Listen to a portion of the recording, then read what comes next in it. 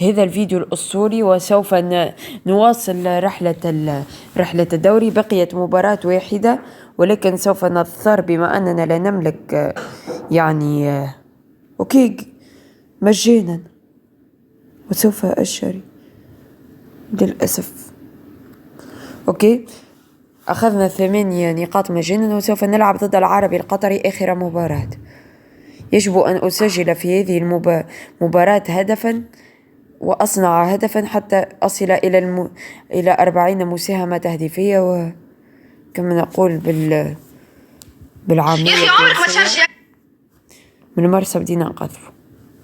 المهم سوف نعود وأحاول تسجيل أولا، لأن تسجيل 30 هدف أهم من صناعة 10 أهداف، بما أن أردا جولر مع الريال في هذا الموسم الأول لم يصنع ولا هدف، سجل 6 أهداف ولم يصنع ولا هدف، فهو لاعب هداف، وآمل أن يمنح فرصة أساسيا في عدد كبير جدا من المباريات في الموسم القادم، لأنه موهبة رائعة.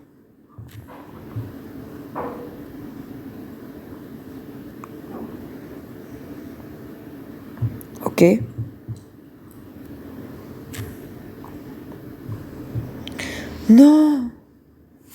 أوكي، لن نصل إلى 40 مساهمة تهديفية للأسف.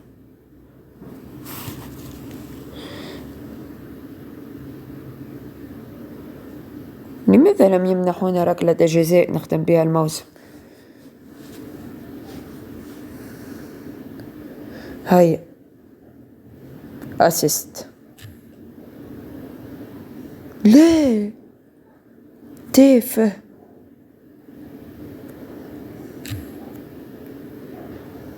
هاي اجري بها فقط، اجري. لماذا هكذا؟ كي سوف أعطيها أسيست، ولكن أردت أن نصل إلى 30 هدف.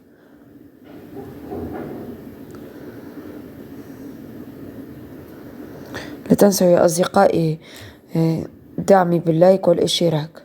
أوكي، سجلت هدف، وصلت إلى 30 هدف يا أصدقائي. لا تسألوني لماذا، ولكن المهم وصلت إلى 30 هدف بالدوري، رقم تاريخي لن يحطم في الدوري القطري. هيا التتويج، والريان لأول مرة في تاريخه بقيادة الأسطورة أردا جولر يتوج بالدوري القطري. كل مشجع للريان يضع والحمد لله الحذاء الذهبي. وأخذنا أوكي،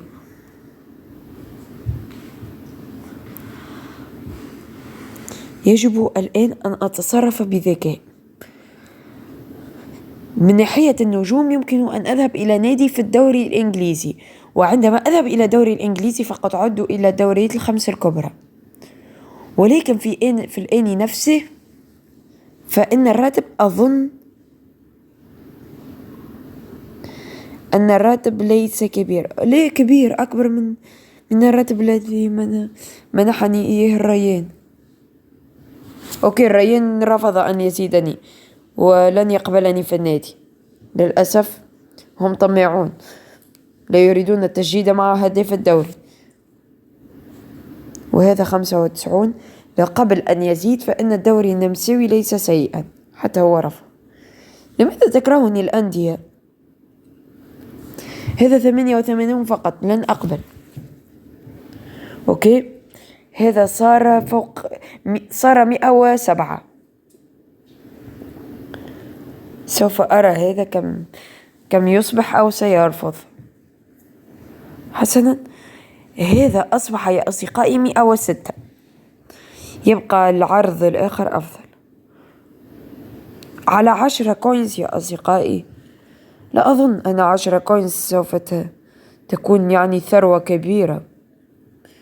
سوف أذهب إلى الدوري الإنجليزي.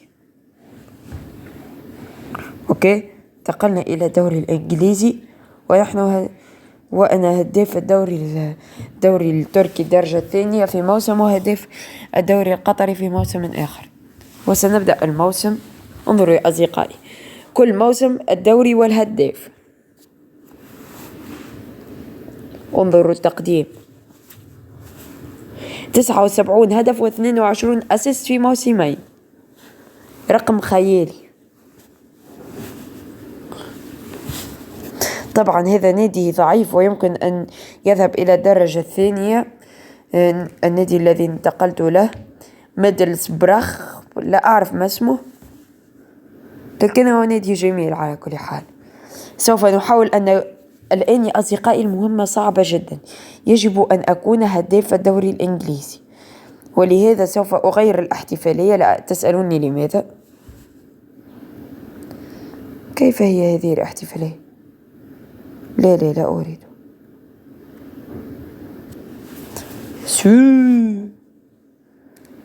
لا،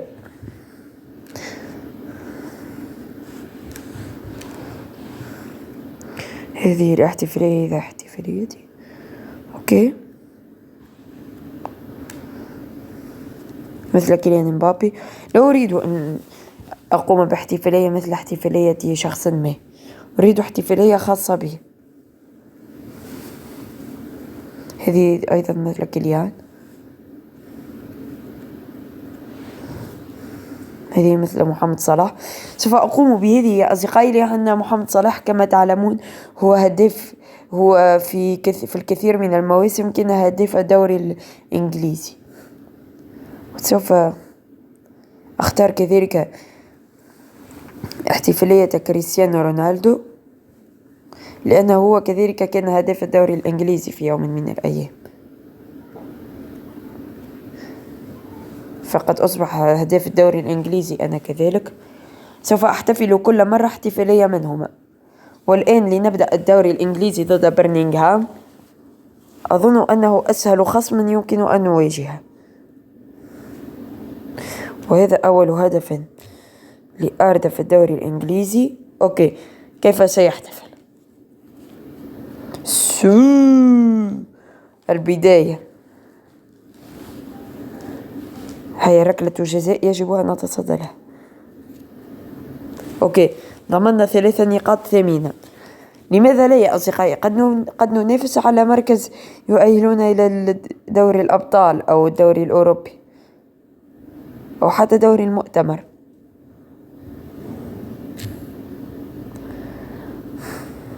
أوكي، أعطيها لصديقك.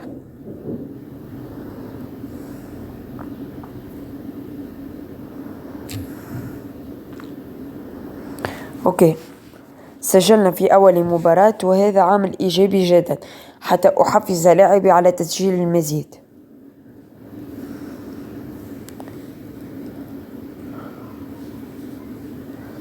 نحن الآن في المركز الأول ولكن بالتناصف مع كل لحظة يا أصدقائي.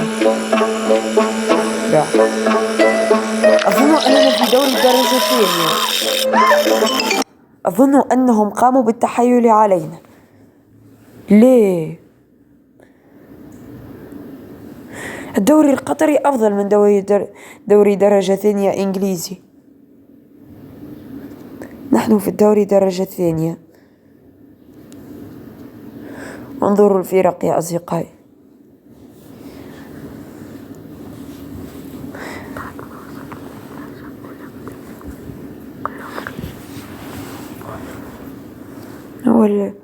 يمكن أن نقول أنه عامل إيجابي حتى يقوم اللاعب بالنمو أكثر، فهو ما زال شابا كما تعلمون، ولن يستطيع أن يكون هداف الدوري الإنجليزي من سن 19 عام.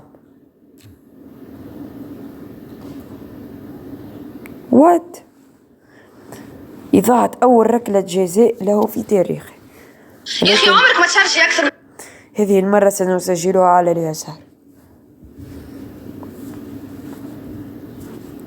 ولكن يا أصدقائي أردت أن يذهب إلى دوري أسطوري، فحتى لو لم يكن الهدف فكان سيكون تجربة جميلة ويلعب ضد الأندية الكبيرة التي سترى موهبته وتطلب التعاقد معه. كانت ستكون فرصة جيدة ولكن للأسف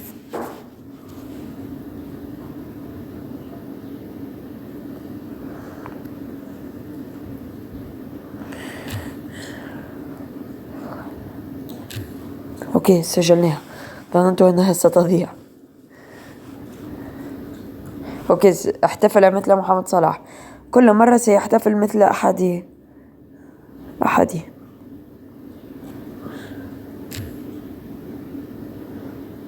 أوكي لماذا لم يتركوا له فرصة أن يصل إلى؟ يا أصدقائي أريد أن أسجل عدد كبير من الأهداف حتى يستطيع لاعبي أن يظهر إلى الأندية الكبيرة. فكما تعلمون فنحن في سلسلة ولا يمكن أن تطول كثيرا، يعني 80 أو 90 حلقة، فأريد أن نبدأ في اكتشاف الأندية الكبيرة ونلعب معها.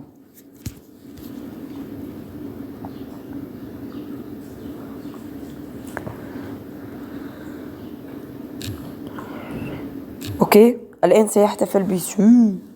هيا يعطيها كعبة سو. هاي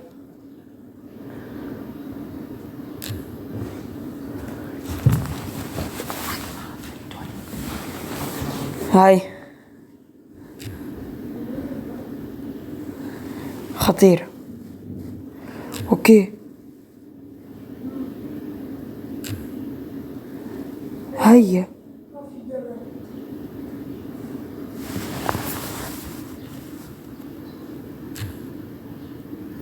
سجل ليه.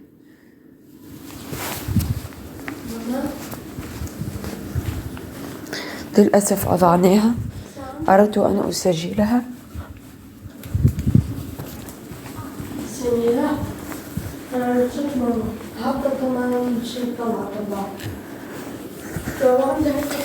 أوكي هيا هذا جول، أول أسيست لأردا جولر. لم يسجل أهدافا كثيرة، أردت أن يسجل.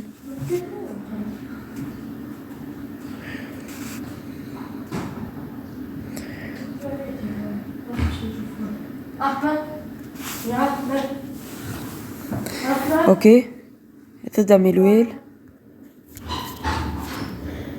يجب أن أسجل على الأقل هدفين حتى أضمن جائزة الهداف.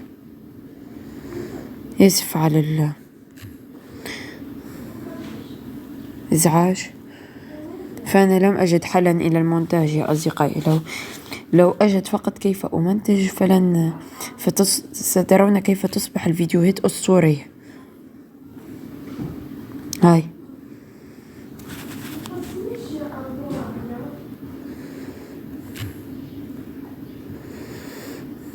أوكي السلام. هو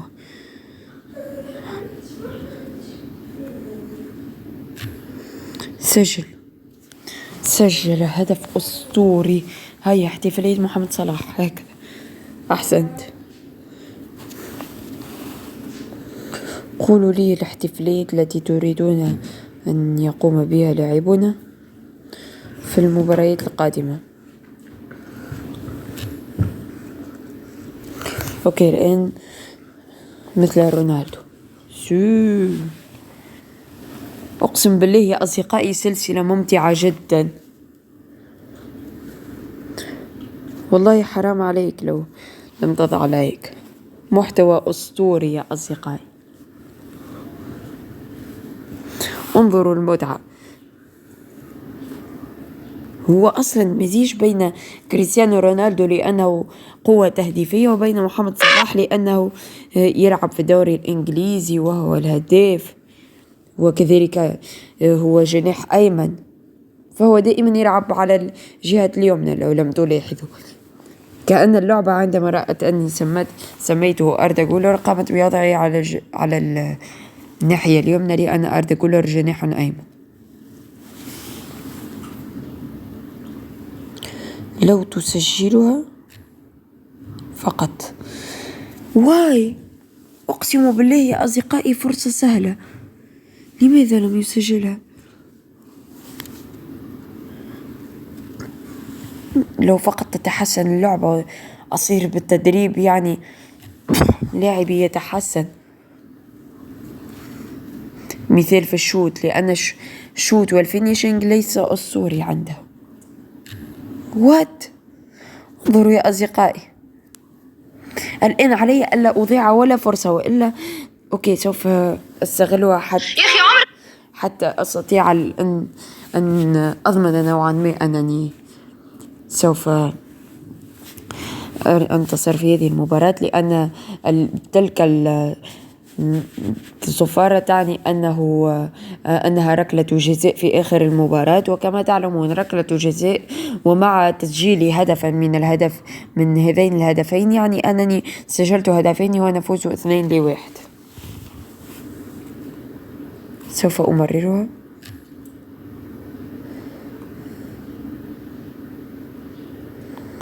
وات؟ هذا يظن نفسه كريستيانو. أسهل فرصة في التاريخ يا أصدقائي، تخيلوا لو أضاع هذه الفرصة. سوف أحطم الهاتف على رأسي. هاي محمد صلاح، هاي هل سيحتفل بعد ركلة الجزاء احتفالية محمد صلاح أو رونالدو؟ الإجابة الآن رونالدو. قد حاولت تسجيلها بطريقة خيالية، لأنه ضعيف جدا لم يستطع تسجيلها، لأنه ضعيف في الشوط.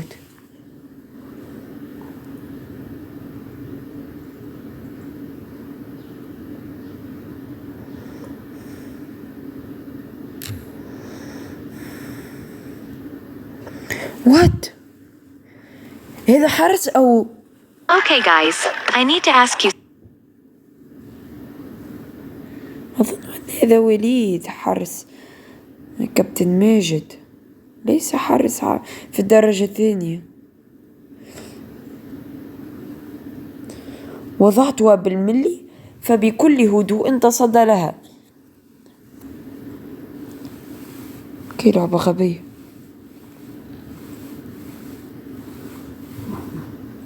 هاي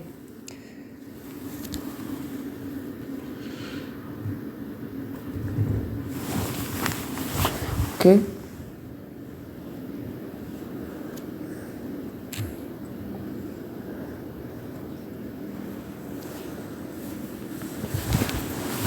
فزنا في المباراة بشق الأنفس يا أصدقائي، واحتفاليته يسيء. أظن أن المباراة القادمة صعبة، قد نختم بها حلقة اليوم. أوكي صعبة كما ظننت، ولهذا سوف أستعمل هذه الخاصية.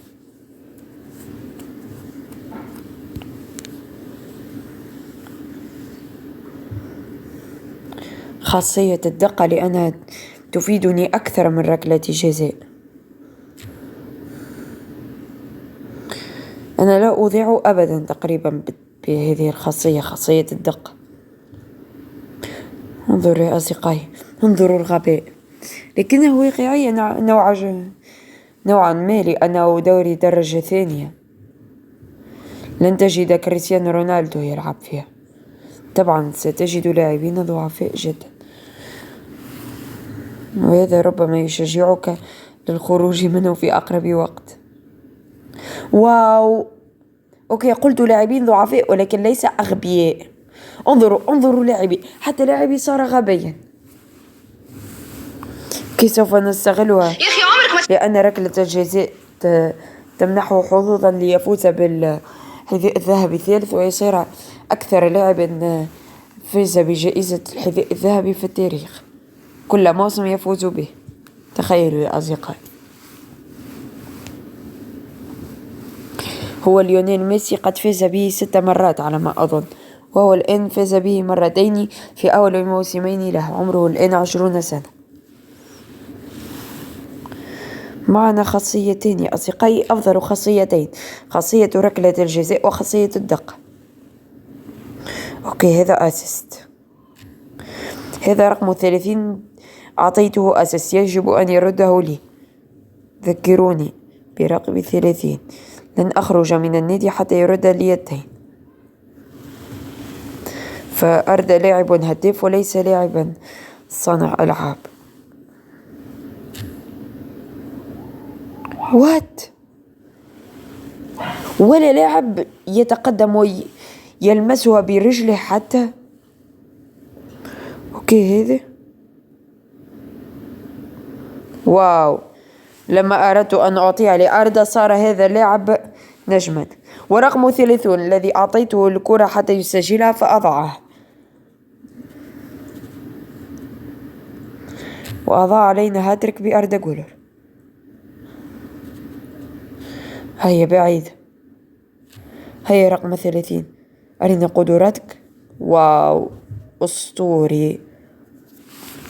Okay, guys, I need to ask you something.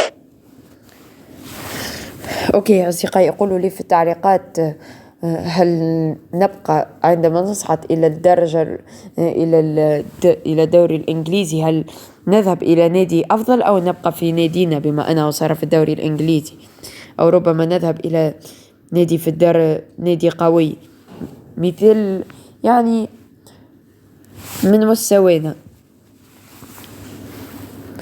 يعني إذا عرض علي من الدوري التركي جالاتا سراي أو من يعني فريق 4 نجوم، هل أذهب إليه أو أبقى في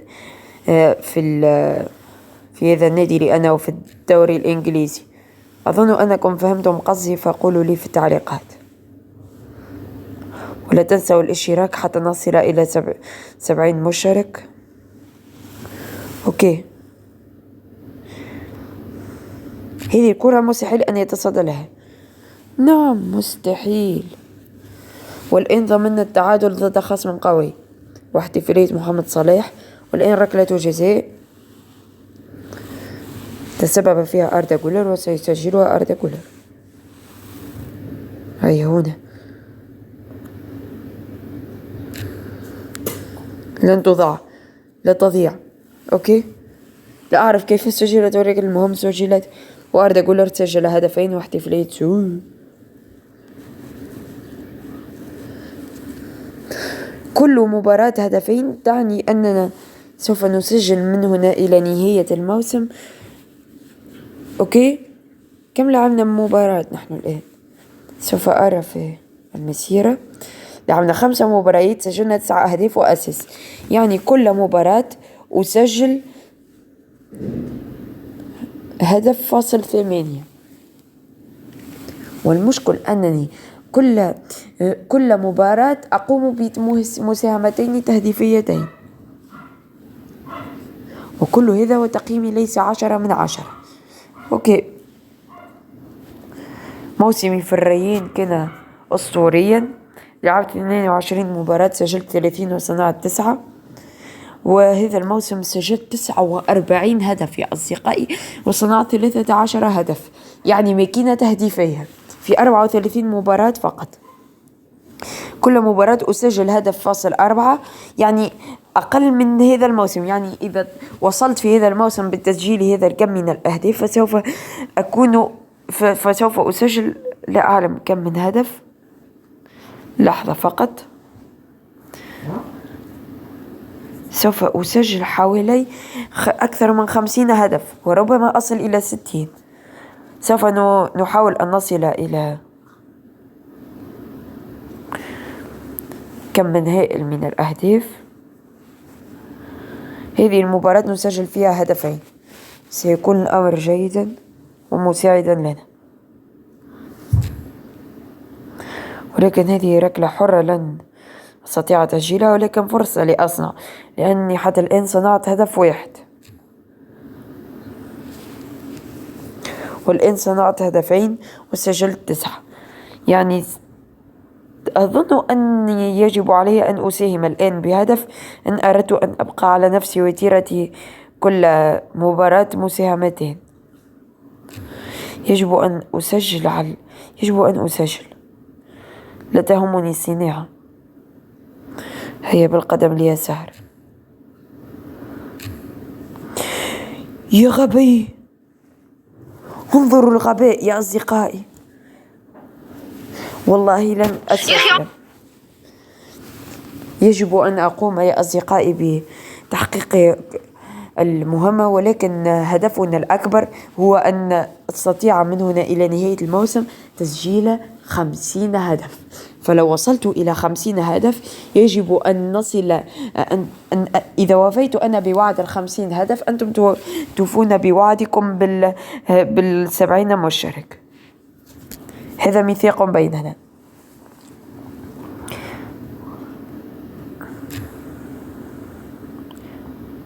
أوكي، هاي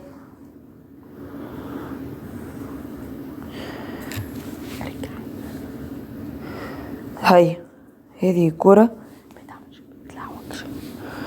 هاي وات، انظروا يا أصدقائي كيف تصدى لها، ذهب إليها وكيف عرف أين سأسدد.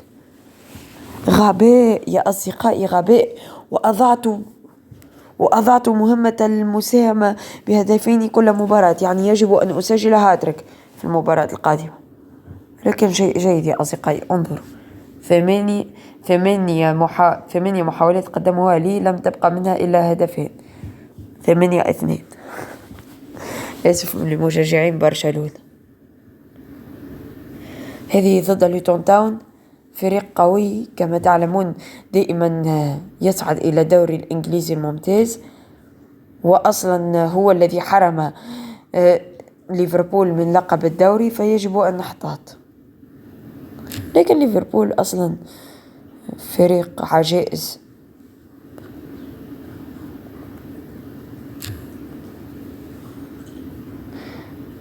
لو كان لاعب ضد ريال مدريد ليفربول سنة 2019، لو لعب ضد ريال مدريد مكان برشلونة لما قام بريمونتادا، فبرشلونة دائما تبلع ريمونتادات، مثل عودة روما وعودة بايرن بعد تقدم برشلونة 1-0.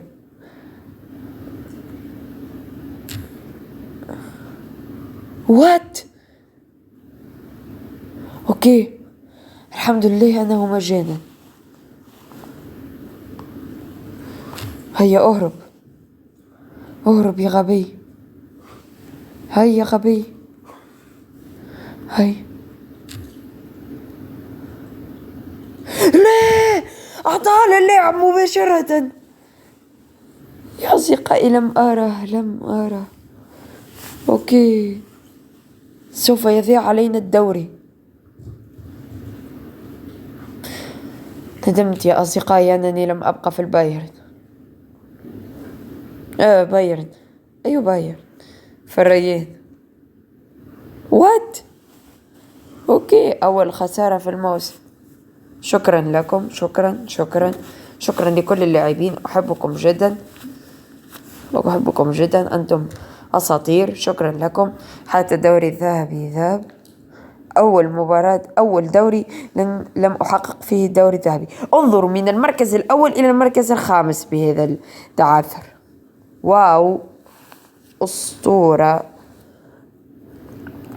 شكرا لكم أساطير. لقد أضاعوا علي مهمة تسجيل هدفين كل مباراة، أو المساهمة بهدفين، وأضاعوا علي كل شيء. شكرا لكم. هذه آخر مباراة معكم ومن ثم ننهي الحلقة. يجب أن أسجل وأصنع. وات، كيف سأسجل هذه الفرصة؟ أوكي، بالحظ. لم تسجل فليس ذنبي. انظروا يا أصدقائي، الحارس يعني يجري أكثر من اللاعب. وات، واو يا الفرصة. اوكي، هدف مجاني، ولكن يا أصدقائي الزاوية كانت مستحيلة. احتفل حتى تصل إلى مستوى كريستيانو رونالدو، أنت لست متصدرا حتى الدوري الدرجة الثانية. انظروا القنبلة النووية يا أصدقائي. ركلة جزاء يا أخي، عمرك ما أوكي، لو سجلنا ركلة جزاء ونحن قد سجلنا هدفا أصلا، فنصير سجلنا هدفين، ونسجل هدفا من تلك الفرصة يعني سجلنا هاتريك. يمكن أن نعاوض الغباء الذي قمنا به في المباراة الفارطة، لأن اللاعبين حقا تسببوا لي في جلطة دماغيه أصدقائي. لو كان يوجد ميركاتو شتوي لخرجوا من هذا النادي. اوكي حتى لو سجلها اللاعب اليوم. واو يتصدي، اقسم بالله بالحظ يا اصدقائي. اوكي هاي جيد. اليوم الآن حسمنا الفوز، المهم أن أسجل به أو أصنع. لو هذا تقدم للتسجيل فلن أعاق. واو هاي اجري يا آردة، هرب له. لماذا وقف يا أصدقائي؟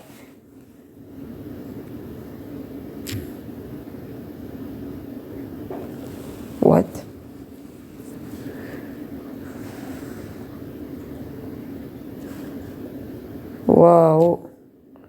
واو أنا الذي قمت بهذا. نعم صحيح.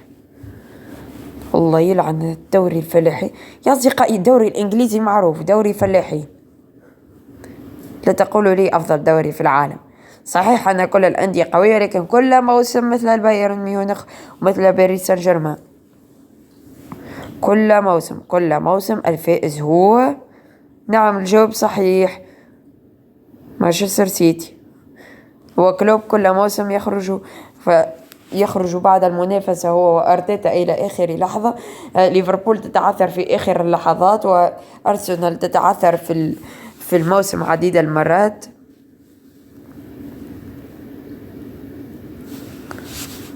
دوري فلاحين. أوكي مركز رابع ليس سيئا. أظن أننا نلعب بلاي أوف لنصعد. لكن أوكي الآن سجلنا 11 هدف وأعطينا أسيستين. كم لعبنا 8 مباريات، ساهمنا ب12 هدف فاصل 4. وصلنا إلى هذه للأسف، كنا في هدف فاصل 8، ولكن جراء غبائهم.